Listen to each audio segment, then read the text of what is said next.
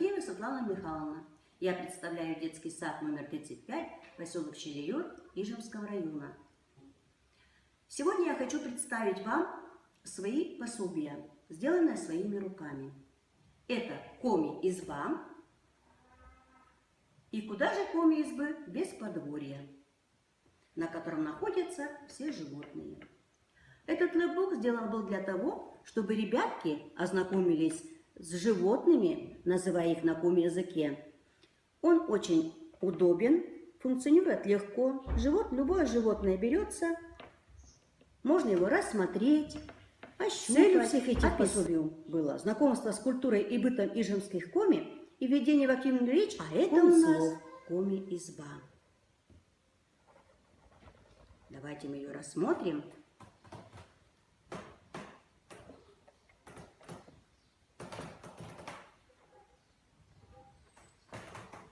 Она очень миниатюрная. Все здесь мелкого размера. Это и привлекает детей, потому что детки очень любят, когда брать в руки мелкие детальки, рассматривают это все, называют на коми-языке. Им это очень интересно. Ен-Пелес, в котором находится иконка, посмотрите. Это было очень значимо у коми-народа.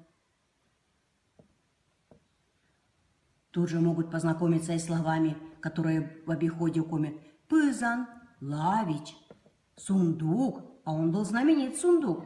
В нем хранились все драгоценности, сарафаны. Потан, где качали маленьких деток.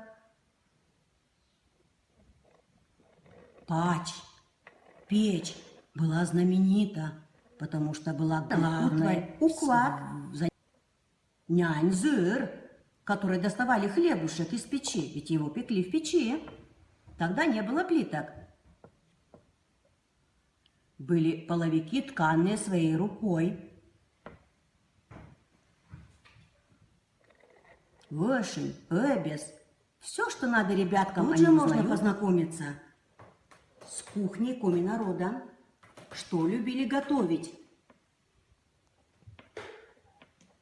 Можно познакомиться с домашней утварью, рассмотреть картинки, отгадать загадки. Здесь карточки, где как строилась раньше изба, из чего. Народные промыслы коми. Тоже очень интересно знать, чем же занимался народ в то время, коми-народ. Национальная одежда, пашкем. Можно ее и рассмотреть, и описать. Только 2 или 3 семьи, которые разговаривают дома на коми-языке. Поэтому ребяткам очень интересно познавать то, что для них незнакомо.